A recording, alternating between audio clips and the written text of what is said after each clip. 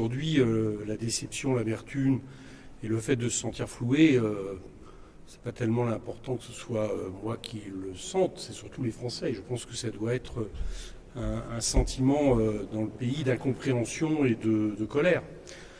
On va avoir comme Premier ministre quelqu'un issu de la 4e formation de ces élections. On va avoir comme Premier ministre quelqu'un qui va poursuivre la politique de M. Macron. C'était d'ailleurs l'objectif. Politique, si je devais la résumer, qui a vu les 500 plus gros patrimoines de ce pays posséder 45% aujourd'hui de la richesse nationale quand c'était 20% quand M. Macron est arrivé. Voilà, je pense que c'est une bonne manière de résumer une politique néolibérale en faveur des plus riches. Et de ce point de vue-là, M. Barnier est idéalement placé pour la continuer, vu ce qu'il a fait au niveau de la Commission européenne.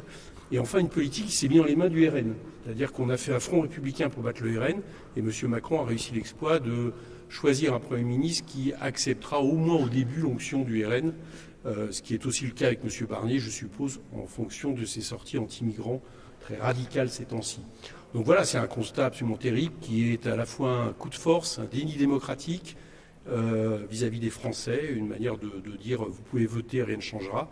Et M. Macron, évidemment, totalement responsable de cette situation. On va censurer pour une bonne raison, et je pense que nos partenaires du Front populaire qui avaient dit qu'ils censureraient en fonction du discours d'introduction le feront également, parce que personne ne peut avoir d'illusion sur la politique suivie. Il va y avoir la même politique de rigueur budgétaire, d'austérité, de politique d'offre et de compétitivité, la même politique en faveur des plus riches de nos concitoyens, la même politique sécuritaire, autoritaire. Donc oui, je ne vois pas autrement, je ne vois pas comment faire autrement.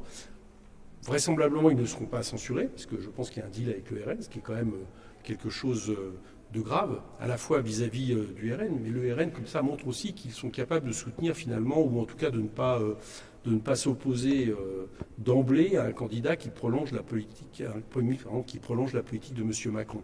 Donc c'est un sens intéressant, c'est un enseignement intéressant dans les deux sens.